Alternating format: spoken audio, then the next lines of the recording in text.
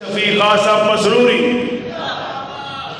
تیسرے ایک گاڑی غبانی صاحب بھی ہے ایسا غبانی صاحب بھی ہے ایسا پھر چوتھے ہو گئے گلے نو کیڑا پیندا ہے وہ پیچھے کر دو آپ گلے نہیں کہتے پیچھے کر دو میرا میرے باڈی والے گلا کے بھی کھڑا ہونے پہ جڑے گلے نو پیندے نے وہ کنا لوایا کرے کوشش تو بڑی کر رہے ہیں سارے واسطے الگ تو میں پانی پڑی آپ پکا بند کروا رہا پکا چلا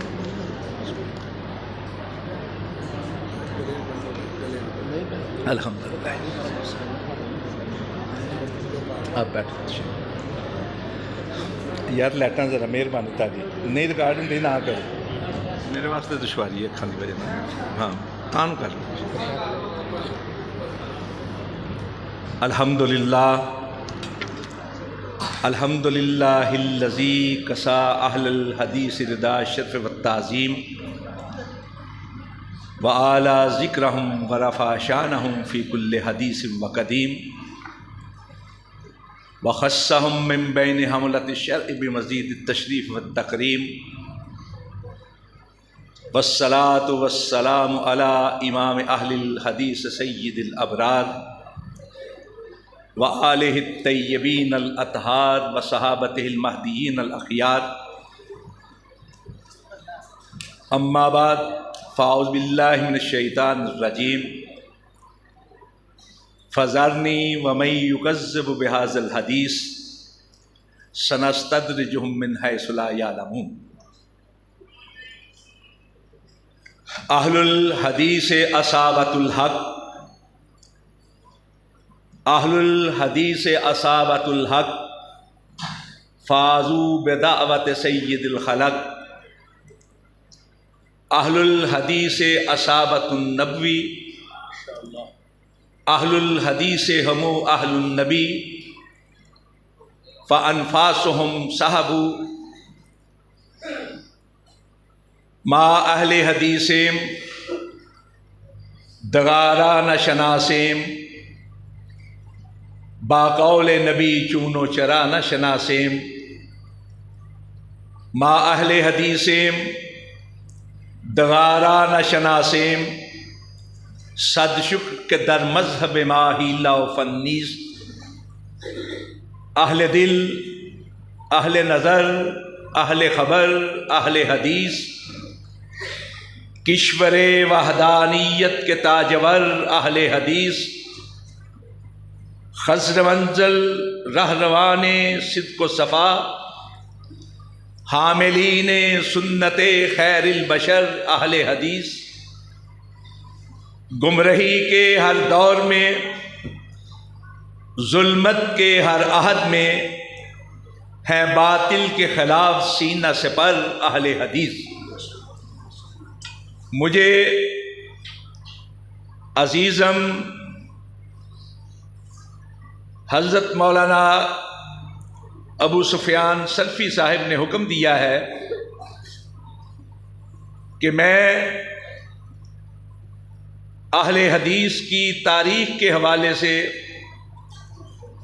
چند ضروری گزارشات آپ کے گوش گزار کروں طبیعت ناساز ہے لیکن انشاءاللہ العزیز حکم کی تعمیل کرتے ہوئے دو چار باتیں آپ کے ذہن نشین کروانے کی کوشش کروں گا عموماً یہ پراپوگنڈا کیا جاتا ہے کہ اہل حدیث 1906 کے بعد نمودار ہوئے، حالانکہ 1906 میں ایک طرف اہل حدیث خاندان ڈھاکہ میں بیٹھ کر مسلم لیگ کی بنیاد رکھ رہے تھے، تو عین انہی دنوں میں آرا کے مدرسہ کے اندر اہل حدیث بزرگوں نے آل انڈیا اہل حدیث کانفرنس کی بنیاد رکھی تھی۔ علماء کرام تھے تو بنیاد رکھی تھی نا جماعت کی. اس لیے ایسی باتیں کرنا علمی طور پر بے بذات لوگوں کا کام.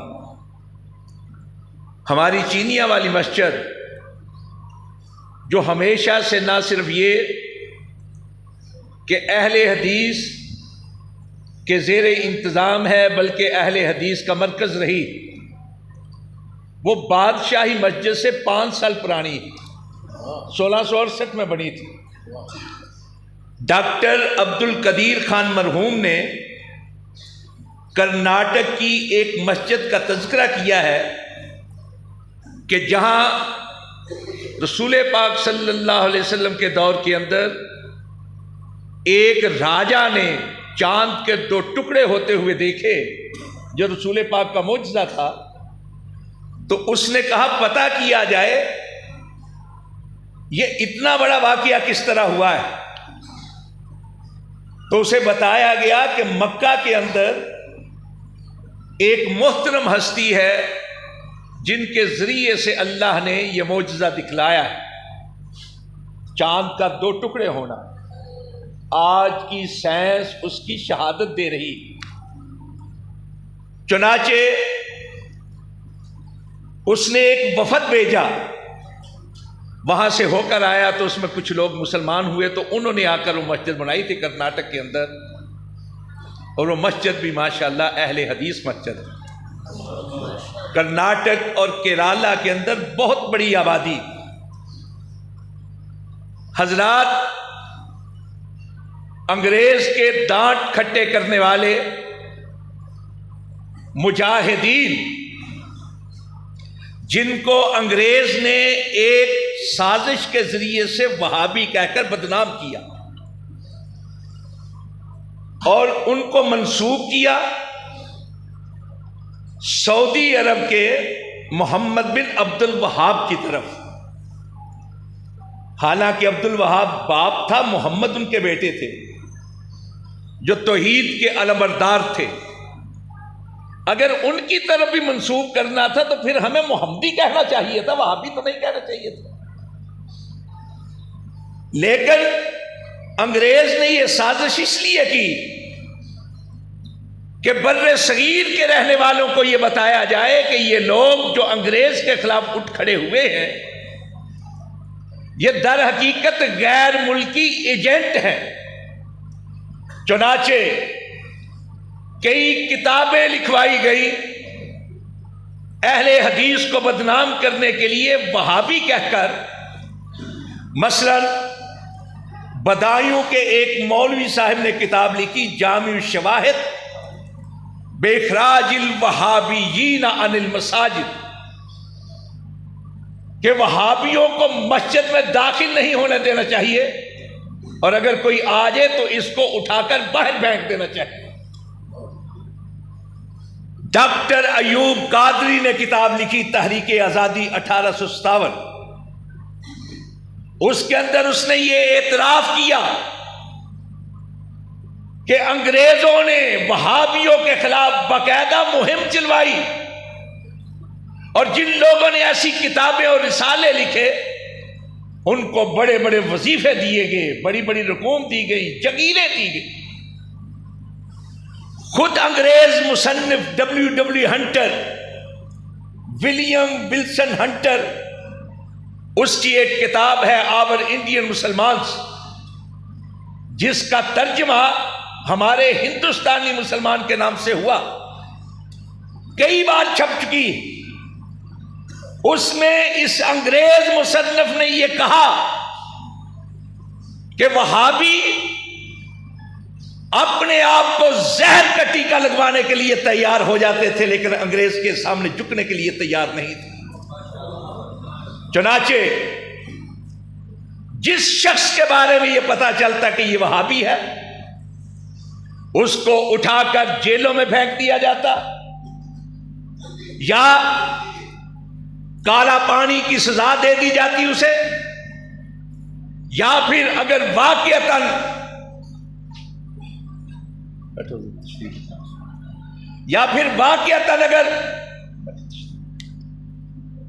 وہ متحرک ہوتا تو اس کو پھانسی پہ لٹکا دیا جاتا تھا. اور یہ بات میں نہیں کہہ رہا، انگریزوں نے لکھی. ولیم ولسن ہنٹر کی ساری کتاب اسی موضوع پر. جے اسمتھ نے 2 کتابیں لکھی، Islamic modern history in India اور history of Islam in India. ان کے اندر یہ چیزیں لکھی. ایک کتاب پٹنہ یونیورسٹی کے اندر تھیسس لکھا گیا پی ایچ ڈی کا، دی وہابی موومنٹ. ڈاکٹر قیام الدین نے وہ تھیسس لکھا. بعد میں نفیس اکیڈمی کراچی نے اس کا اردو میں ترجمہ کروا کے وہابی تحریک کے نام سے شائع. اس کے اندر یہ ساری چیزیں موجود.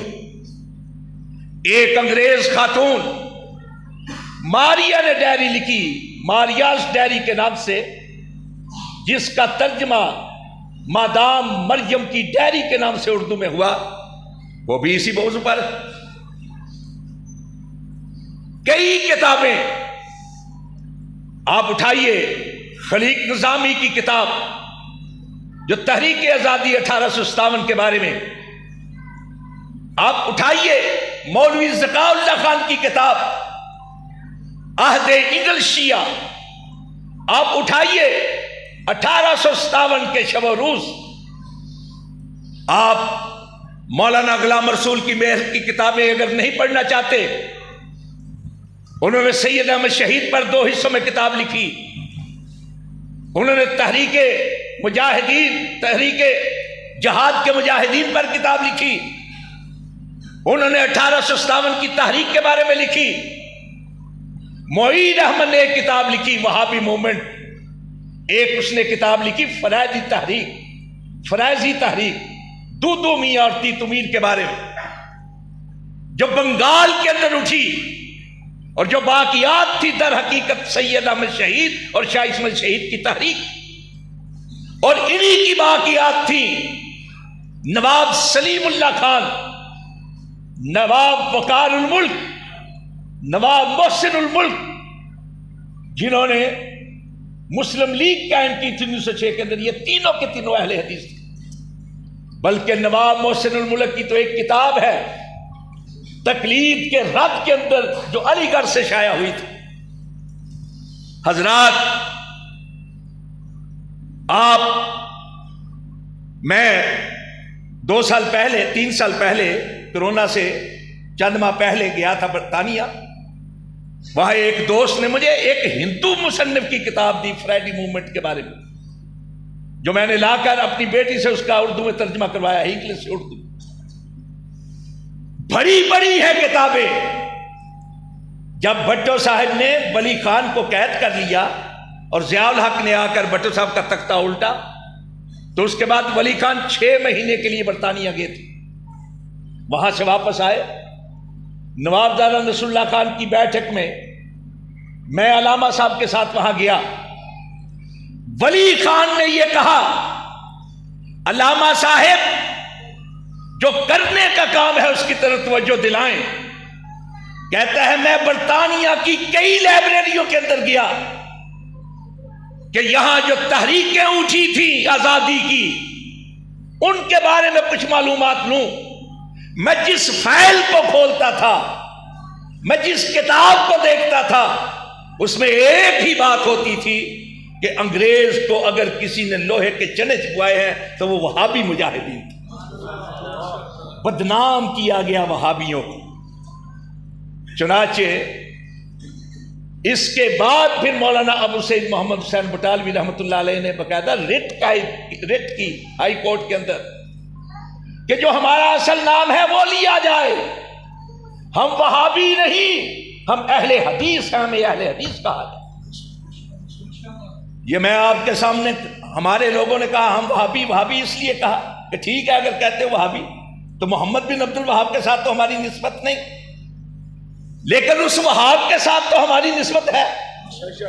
اس لیے تانے کے بعد جواب دیا کہ وہابی کا معنی ہے رحمان والا، کچھ اور ہی سمجھتا ہے شیطان والا. یہ جوابی تھا، ورنہ وہابی تحریک کے ساتھ اہل حدیث کا کوئی تعلق نہیں۔ اہل حدیث ہیں، اور یہ اس وقت سے ہے جب سے حدیث ہے، اور حدیث کہا جاتا ہے رسول اللہ کے اقوال کو، آپ کے افعال کو، آپ کے احوال کو، اور حدیث کہا جاتا ہے اللہ رب العزت کی مقدس کتاب کو۔ دیکھیے حدیث کا لفظ ایک ہستی پر جا کے جمع ہوتا ہے، اور وہ ہستی کسی اور کی نہیں، وہ ہستی آمنہ کے لال کی ہے، مکہ کے در یتیم کی ہے، مدینہ کے تاجدار کی ہے، نبیوں کے امام کی ہے، رسولوں کے سردار کی ہے۔ ان کی ذات پہ جا کر دونوں حدیثیں جمع ہوتی ہیں۔ ایک قرآن، خود اللہ رب العزت نے کہا اللہ نزل احسن الحدیث فبأي حدیث بعدہ، اور خیر الحدیث کلام اللہ، اور رسول پاک صلی اللہ علیہ وسلم کی جو حیات مبارکہ ہے وہ بھی قرآن ہے، وہ بھی قرآن۔ اما عائشہ صدیقہ صادقہ مصدقہ طیبہ طاہرہ مطہرہ رضی اللہ تعالیٰ عنہ سے ایک صحابی نے نہیں، ایک فرد نے نہیں، کئی افراد نے سوال کیا، سوال ایک ہی طرح کا تھا، چنانچہ اماں نے جواب بھی ایک ہی طرح کا دیا۔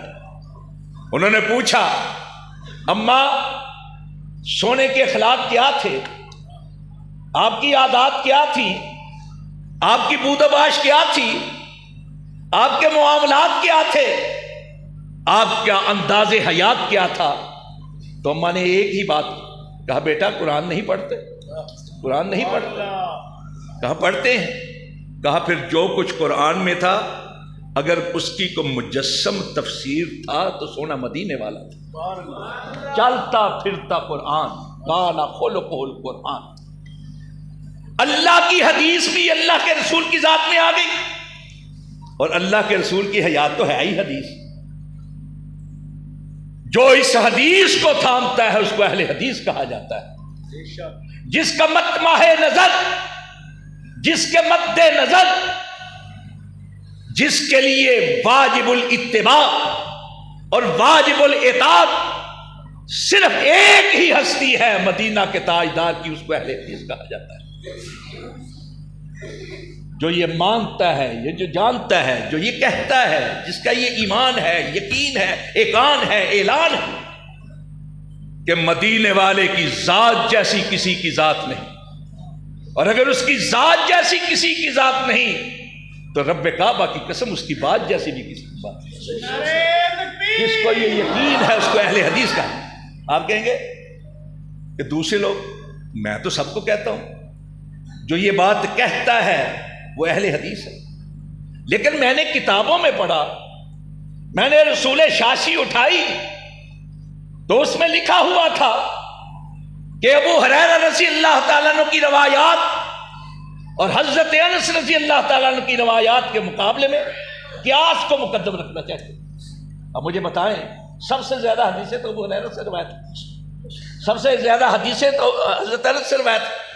یہ وہ دو صحابی ہیں جو کثیر روایات ہیں، اگر ان کی روایات کو یعنی احادیث کو چھوڑ کر قیاس کو مقدم جانا جائے گا تو پھر حدیث سے پیار کہا جائے گا۔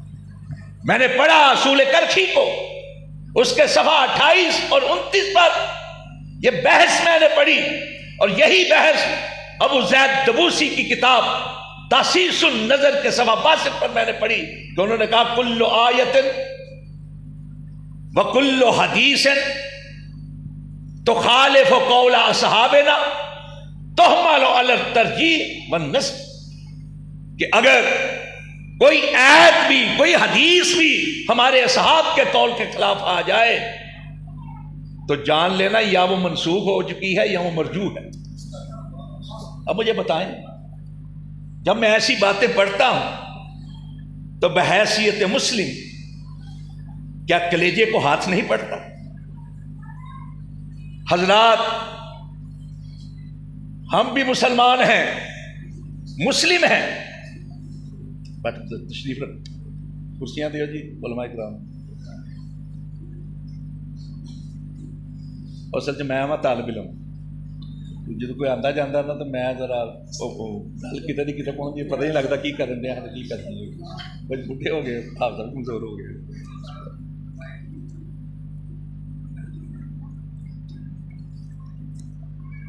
میں ایک طالب علم ہوں. میں چاہتا ہوں کہ توجہ کے ساتھ میری بات سنیں, کچھ نہ کچھ ملے گا انشاءاللہ.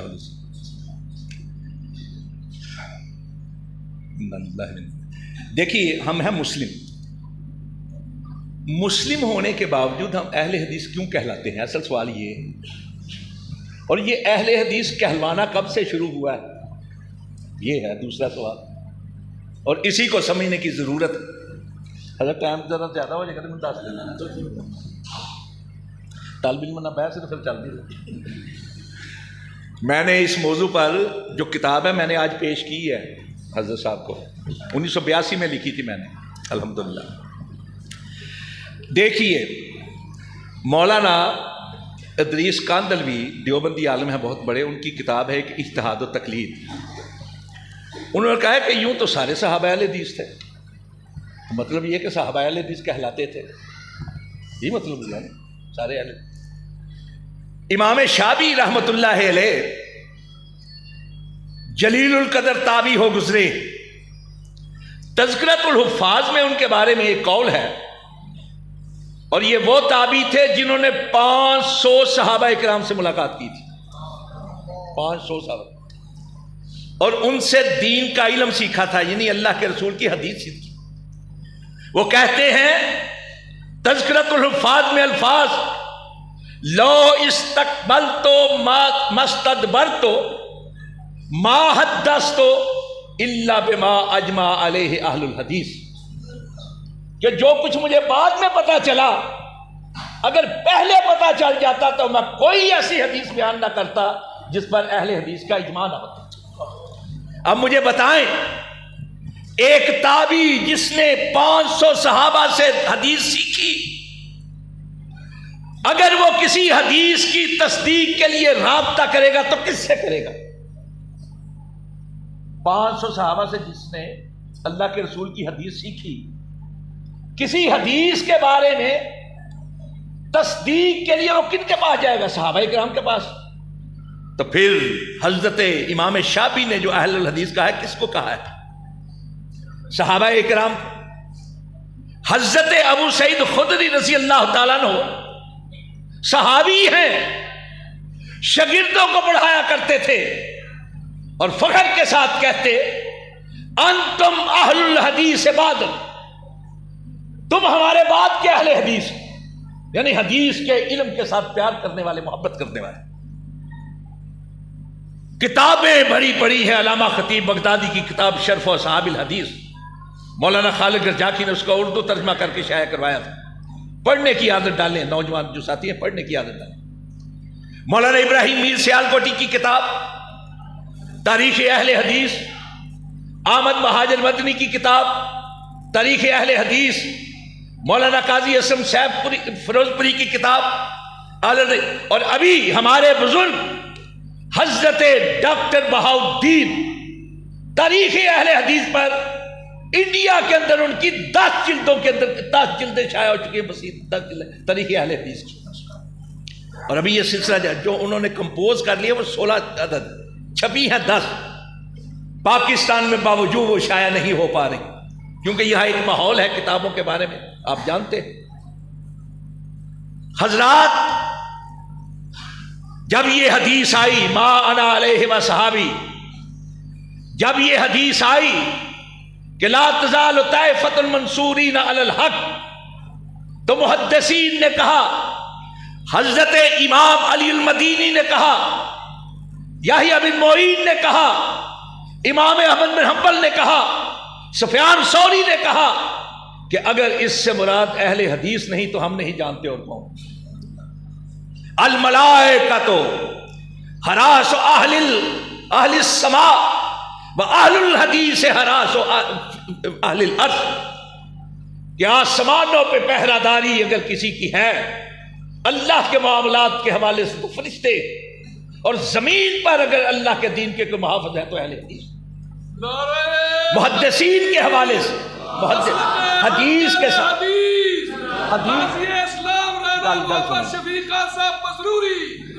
حدیث کے ساتھ محبت کرنے والے کو اہل حدیث میں کہہ رہا ہوں. حدیث کے ساتھ محبت کرنے والے وہ کوئی بھی کہلاتا ہے یا نہیں کہلاتا. جو حدیث سے محبت کرتا ہے, حدیث والے سے محبت کرتا ہے, میرے نزدیک اہل حدیث. حضرات مولانا احمد علی لاہوری شیخ التفسیر تھے. شیراوالا مسجد ان کی مسجد ہے. وہاں سے مولانا معین الدین لکھوی رحمت اللہ علیہ جو ہماری جماعت کے امیر بھی رہے ہیں, سرپرست بھی رہے, وہ باقاعدہ ان کے شاگرد تھے. مولانا احمد علی لاہوری نے خود بہت بڑے عالم تھے, اس کے باوجود ساری زندگی عید کی نماز غزنوی بزرگوں کے پیچھے منٹو پارک کے اندر ادا کی. سید عبد الواحد غزنوی رحمت اللہ علیہ کے پیچھے, سید داؤد غزنوی رحمت اللہ علیہ. وہ کہا کرتے تھے کہ ان کے ہوتے ہوئے میں الگ عید کا مصلی قائم نہیں کر سکتا. اور وہ ہے مولانا احمد علی لاہوری جنہوں نے اپنی مسجد کے اندر رات کے پچھلے پہر ایک نوجوان کو دیکھا تہجد پڑھتے ہوئے, تو کہا بیٹا شادی کرو گے؟ کہا جی کر لیں گے. اپنی بیٹی اس کے نکاح میں دے دی. اور جانتے ہیں وہ نوجوان کون تھا؟ مولانا عبد المجید سودھروی رحمۃ اللہ علیہ. بیٹی نے ایک بار جا کر کہا ابا جی میرے میاں کہتے ہیں رفع الیدین کیا کرو. کہنے لگے بیٹی کر لیا کرو, دوہرا ثواب ملے گا, ایک نبی کی سنت پہ عمل کرنے کا, ایک شوہر کی اطاعت. حضرات ان کی کتاب ہے ملفوظات طیبات, اس کے اندر وہ کہتے ہیں کہ میں قادری ہوں, حنفی ہوں. اہل حدیث نہ قادری ہے نہ حنفی ہے. 40 سال سے وہ میرے پاس میری مسجد میں آ رہے ہیں, میں ان کو پکا مسلمان مانتا ہوں. مولانا مفتی کفایت اللہ نے اپنی کتاب کفایت المفتی کے اندر لکھا کہ نزی اور فقہی طور پر 4 مذاہب تو ہیں ہی ہیں, 5 اہل حدیث ہے, اور جس طرح وہ پہلے اہل سنت والجماعت ہیں اسی طرح اہل حدیث بھی اہل سنت والجماعت. یہی بات مولانا رشید احمد لدھیانوی نے احسن الفتاوی کے اندر لکھی. حضرات تراجم علماء حدیث مولانا امام خان نشیروی نے کتاب مرتب کی, اس کا مقدمہ لکھا سید سلیمان ندوی رحمت اللہ علیہ. نوجوانوں, علماء کرام, اگر کبھی فرصت ملے تو وہ مقدمہ ضرور پڑھیے گا. اس کے اندر جس طرح انہوں نے اہل حدیث کی تعریف کی, بر صغیر کے اہل حدیث. اور بر صغیر کے اہل حدیث کے حوالے سے یاد آ گیا کہ مصر کے ایک بہت بڑے عالم تھے, صحافی تھے, علامہ رشید رضا مصری. ان کا ایک قول ہے لولا عنایت اخواننا فی الہند بعلوم الحدیث لقضی علیہ بالزوال. اگر بر صغیر کے علماء اہل حدیث نے حدیث کی کتابوں پر کام نہ کیا ہوتا تو حدیث کے علوم کو زوال آ سکتا تھا. تحفۃ الحافظی کس نے لکھی؟ غایت المقصود کس نے لکھی؟ عون المعبود کس نے لکھی؟ کس نے بر صغیر کے اندر حدیث کے علوم کو رواج دیا؟ میں کہتا ہوں آپ پڑھیے شاہ ولی اللہ رحمت اللہ علیہ کی کتاب حجت اللہ البالغہ, اس کا 7واں باب الفرق بین اہل الحدیث و اہل الرائے. آپ کو پتا چلے گا کہ اہل حدیث کہلانے کی وجوہ کیا تھی. سنیے, سارے مسلمان ہیں, ہم بھی مسلم ہیں الحمدللہ, ہمارا اصل نام مسلم ہے, مسلم. اہل حدیث ہمارا صفاتی نام, مطلب یہ حدیث سے محبت کرنے والے, حدیث کو اپنا اوڑھنا بچھوڑا ماننے والے. اور یہ کیوں مشہور ہوا؟ ابن خلدون نے اپنی کتاب مقدمہ ابن خلدون میں لکھا کہ جب فتوحات بڑھی, لوگوں کے پاس حدیث کے علوم کی کمی ہو گئی, وہ اپنی رائے اور قیاس سے فتوے دینے لگے. دو گروہ پیدا ہو گئے. ایک گروہ وہ تھا جو ہر فتویٰ قرآن اور حدیث کے مطابق دیتا تھا، اس کو اہل الحدیث کہا جانے لگا، اور جو رائے اور قیاس سے کام لیتا تھا اس کو اہل الرائے والقیاس کہا جانے لگا. اس وقت یہ پہچان قائم. کہا اہل الحدیث کا مرکز حجاز مقدس ہے، اور اہل الرائے والقیاس کا مرکز کوفہ و بغداد عراق کا علاقہ ہے. یہی بات علامہ ابن حزم نے اپنی کتاب الفصل فی الملل والنحل کے اندر لکھی. یہی بات شہرستانی نے اپنی کتاب الملل والنحل کے اندر لکھی. اور صرف وہیں تک بات نہیں ہے حضرات، ایک طالب علم سے نئے حوالے بھی سنیں. بریلوی مکتبہ فکر کی طرف سے ایک تصوف کی کتاب شائع ہوئی ہے، لاہور کے الفیصل نے اس کو شائع کیا، مرآت الاسرار. وہ شاہ جہاں کے دور کے اندر فارسی میں لکھی گئی. لکھنے والے کا نام تھا عبد الرحمن چشتی، اور اس نے مقدمے میں لکھا کہ یہ کتاب میں حضرت پیر معین الدین چشتی اجمیری کے باطنی اشارے کی وجہ سے لکھ رہا ہوں. اس کتاب کے اندر یہی بات اس نے نقل کی جو میں نے اپنی کتاب کے اندر بھی نقل کی ہے.